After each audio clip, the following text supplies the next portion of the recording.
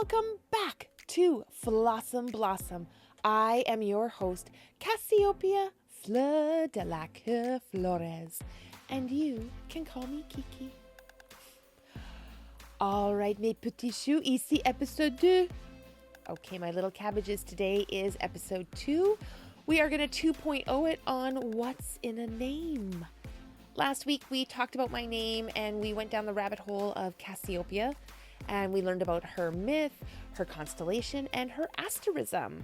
Her what now? Oh my gosh, we went over this. The shape she takes in the sky, right? Her wonky W. Fun little factoid about one of the stars in the asterism, Cassiopeia A. Moi, the orange star. P.S. She's actually a red star, but she appears orange in the sky. Okay, so technicalities. She's a red star, but her appearance now is much more orange to us. Cassiopeia A, Alpha, Cassiopeia Alpha, and Cassiopeia A, she has a second name. Her second name is Shredar, and that is Arabic for breast. And you might be wondering why. Why did they do that? It's because in the asterism of Cassiopeia, she would be depicted as a woman in her W, and where her breast would be that bottom part of one of the arms of the W.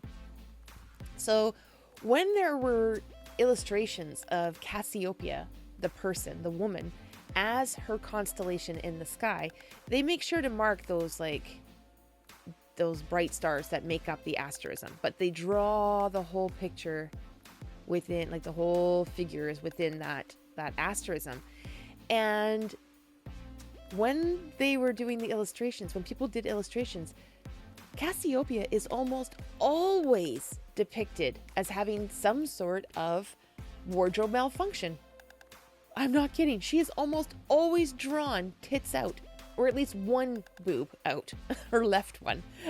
And, this is for a couple reasons. One, that's where the position of her in her W, but also it's to reference her story, that she is up in the sky because she's a boastful queen. She's being punished for her vanity, and so like having this nip slip would affect her vanity, and also to reference the fact that she is rotating around Polaris. So at one point she is in her W, sitting comfortably in her throne, and then 6 months later she's turned upside down in her M. So she would be falling from her throne, and at this point she might be suffering from a serious wardrobe malfunction, like her dress would be falling off of her. So there is that. Anyway, moving on. What is in a name? This is part of that famous Shakespeare quote, and I did promise you that we were going to do a Shakespeare Shake Down, but I think that's going to be next episode, because I want to explain and over-explain why we're using Shakespeare. Why is this relevant?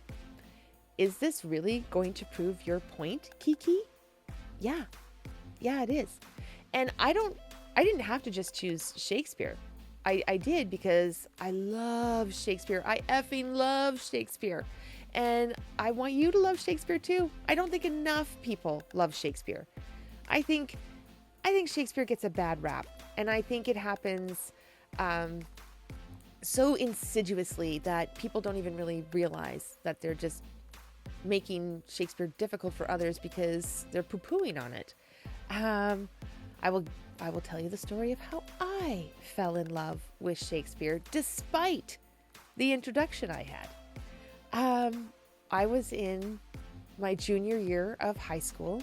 I lived in a northern community where there is real winter with snow, and it was the week before winter break. We are learning, we're going to be studying Romeo and Juliet, and I already had the playbook for some reason. I already had it, and I was taking it out of my locker, and the kid next to me, he's a senior. He looks down, he's like, oh, you must be a junior. Romeo and Juliet, Shakespeare, boo, bleh, it's hard. You're gonna hate it. What? He doesn't know me. And also, I'm a 13-year-old girl. I'd already heard of Romeo and Juliet. Every young girl wants to be that Juliet for one moment, that Romeo, Romeo, wherefore art thou, Romeo? But nobody wants to be the Juliet at the end. We all want that moment where we're just like, oh, Romeo. But we don't want to kick it at the end of the play. That's not a spoiler alert. Come on. Shakespeare has been around for hundreds of years. This is a tragedy. And what do we know about Shakespearean tragedies? Everybody dies. Or at least all the cool people die. So right away, before I'm even walking to class, I already have this negative interaction with this kid who's like, Shakespeare, boo. And then I get into class and half my classmates are already poo-pooing Shakespeare, even though they've never read a single sonnet. They don't know anything about anything. And also my English teacher. My English teacher had been a teacher for a couple of decades, and I think she was bombarded by students who were disinterested in Shakespeare and by students who were uninspired. And I think it infected her. And I think it infested. And she either fell out of love with Shakespeare, or maybe she never really liked Shakespeare in the first place. I don't know.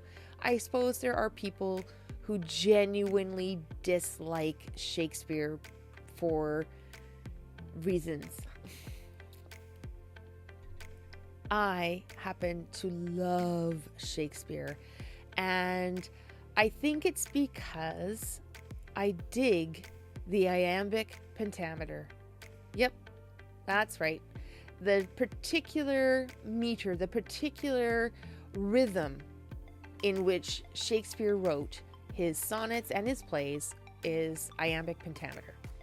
Also, P.S., we're not getting into today with Shakespeare. We're not going to get into whether or not it was 5 or 6 guys writing under William Shakespeare, or if there was in fact one guy. Okay, we're not getting into that. Also, we're not getting into the fact that this podcast is like one woman, but like 4 other contributors. Maybe we're similar. Maybe that's why I love Bill Shakespeare so much right now. Anyway, back to this. Iambic pentameter. So this is a particular rhythm, and English really lends itself to iambic pentameter because it is a series of soft, loud, soft, loud, soft, loud. And our words are like that. Oop, sorry, excuse me. Our words are like that. I'm going to use the word household to illustrate that. We can hear an emphasis on house, and then hold is a little bit softer, right? Household. Let's try computer. We can hear it in the middle. Computer, right? So this soft, loud, soft, loud, soft, loud, and it can be in a very various rhythms with the way that the words are, but it's definitely like soft, loud, soft, loud, soft, loud. It's a heartbeat, isn't it? Can you hear that? It's soft, loud, soft, loud, soft, loud. And I think this is maybe why I love Shakespeare so much. Maybe why a lot of people love Shakespeare is that our bodies just dig it. We're on his vibe. We love his vibe because maybe we're more in tune with our bodies. I don't know. I'm not feeling especially in tune with my body these days. I mean, I'm a woman going through menopause. I would say I need a tune up. But instinctively, when we hear poetry or the play being delivered in iambic pentameter, our bodies respond to that because we hear our own heartbeat in it, and we have a memory of our mother's heartbeat from when we were in the womb. So iambic pentameter is the heartbeat of poetry. And I think William Shakespeare was brilliant to use this because when you are putting on a play and you are an actor and you are giving your lines in this beautiful iambic pentameter, you have the ability to almost cast a spell. And the audience members, they're feeling this. They are feeling the iambic pentameter, even if they are not consciously aware of it. but they are hearing the da da da da da da, and it's vibing with them. And what happens with the audience member, they can hear the punch, they can hear the higher punched words, but they listen a little closer for the softer words. So in this way, it's drawing them in, and it's bringing them into the here and now, like right now, right in front of you. They're forgetting about their crappy workday. They are forgetting about their tedious commute. They are absolutely putting out of their mind the fact that people are leaving poo bags right outside of a garbage can. Like, I mean, you're right there. You're right there. Why are you dropping it in front of the garbage can? Do that extra thing. Lift the lid. Put the freaking bag of poo in. No. All that's gone. All that's gone. They're in the audience. They're watching this play. They are receiving the information in iambic pentameter, and they are in the zone. They believe you. They believe what they are seeing on the stage. If they're at the Tempest, they believe a bear has just chased these people onto the stage. Even if there's no bear, they believe it. And you know what? Their level of belief is so fine-tuned that when they're watching Romeo and Juliet, they can even believe that Juliet is a woman. What? Isn't Juliet a woman? Yes, Juliet is written as a woman. That's true. But if we are in Elizabethan time and we're watching this play, a woman's not playing her, because women were not allowed to be actors back in that day. We're speed bumping over that. I'm not going into that history lesson. Just suffice it to say, women were not on the stage. So who were playing the women? Young boys.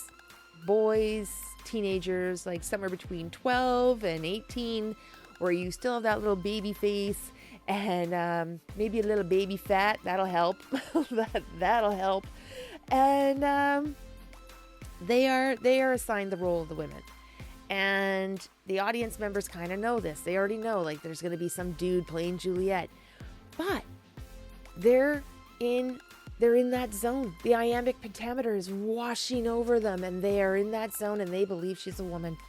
And that's pretty good, because in this play, there is a kiss between Romeo and Juliet. And you're thinking, big deal. Yeah, I get that. I get that you're like, whatever, Kiki. A kiss is just a kiss. It's not even a big deal.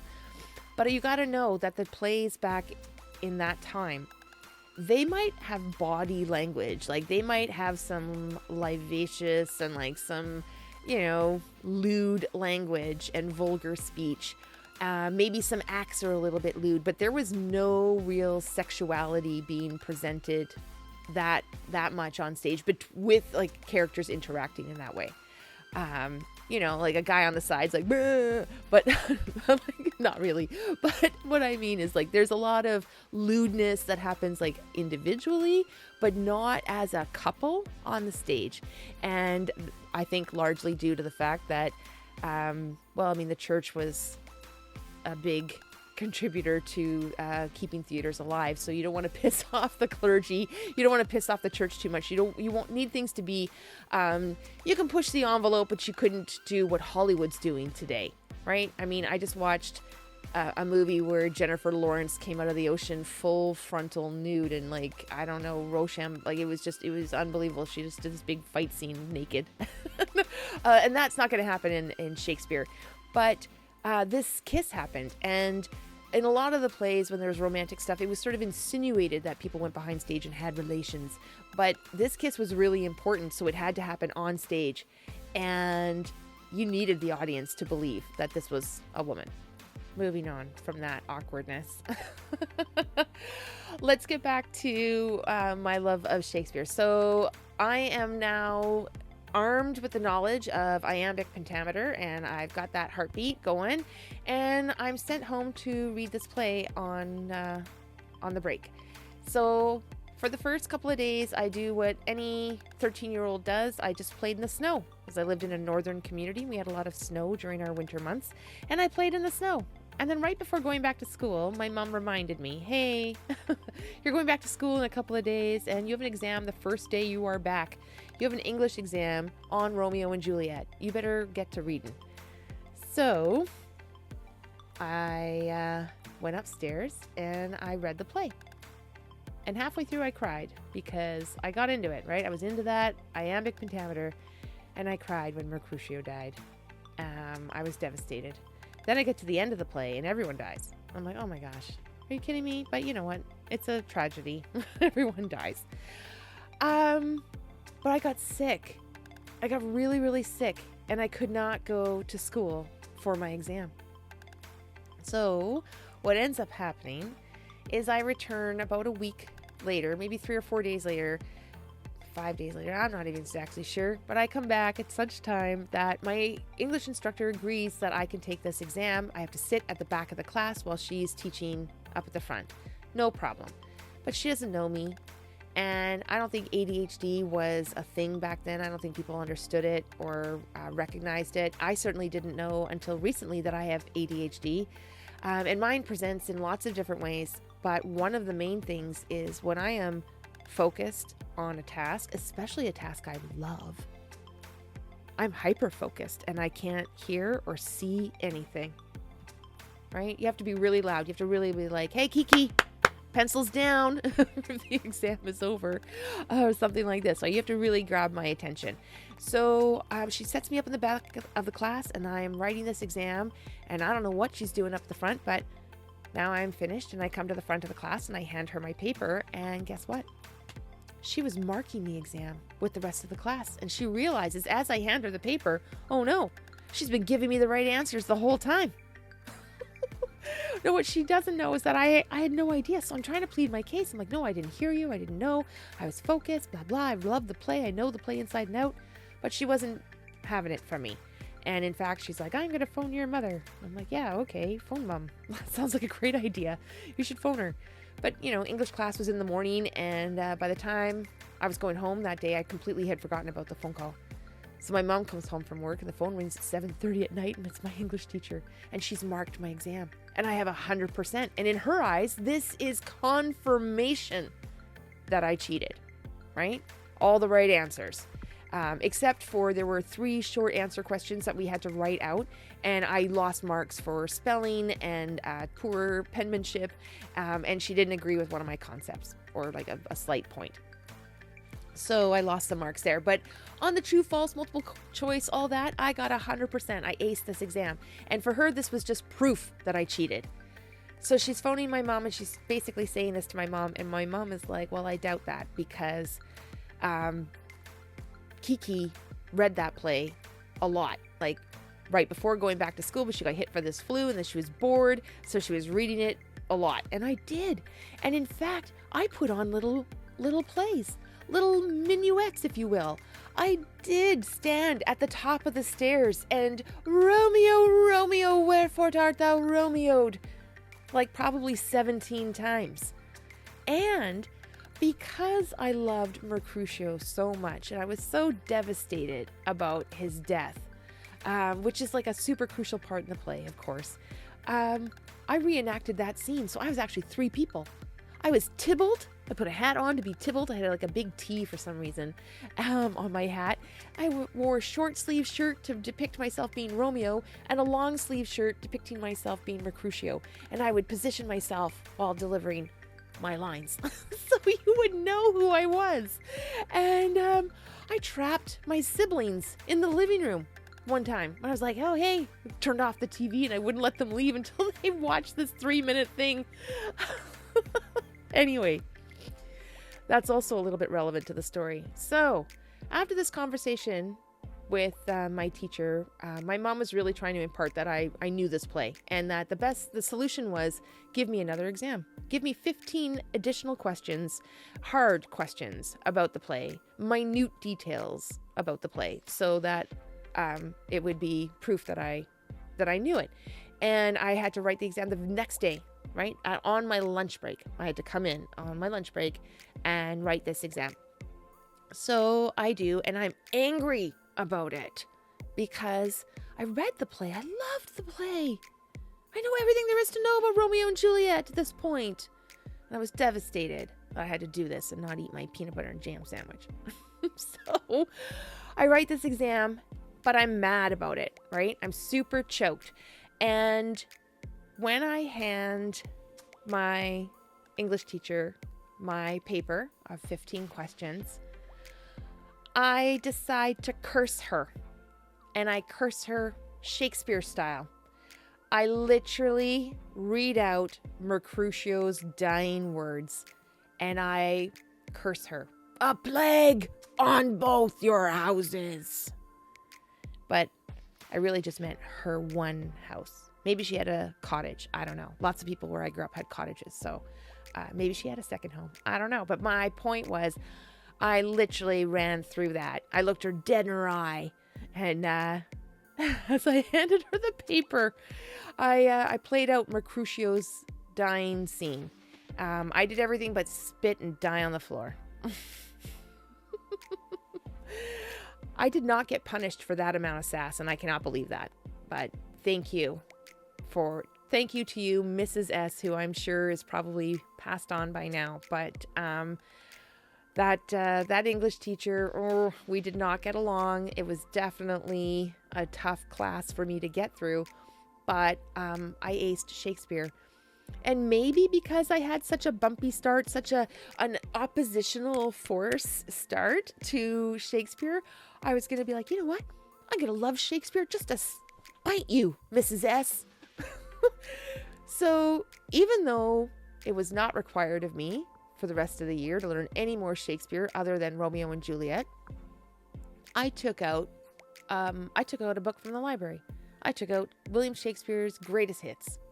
And I started reading some of the poetry. Some of it was really great. Some of it was beyond my understanding because there is, of course, a lot of imagery. And I just, I was 13. But then I read it again at 18. Then I read it again at 25. And every couple of decades, I pull it back out. Because Shakespeare stands up. Those stories are still relevant today. We remake Romeo and Juliet over and over and over again, right? It's been remade so many times that they've made a top 10 list. And the number one remake of Romeo and Juliet has been West Side Story. Yeah, that story is Romeo and Juliet, but with jazz hands. And here's a fun little factoid. I walked down the aisle to a song from West Side Story. I walked down the aisle to I Feel Pretty. Because I did feel pretty, and I did have a pretty dress. Anyway, this is the beginning of our Shakespeare Shakedown, but the end of this particular episode. Please join me next week when we will break down the What's in a Name? That which we call a rose by any other name would smell as sweet. And we're also going to break down a little bit more of Romeo and Juliet, and I'm going to show you how awesome that play can be and how funny Juliet is. And we're also going to talk about how the opening scene of Romeo and Juliet is hilarious, and I think more people should be biting their thumbs. So until next time, my blooming blossoms, I hope that you live your life in full blossom.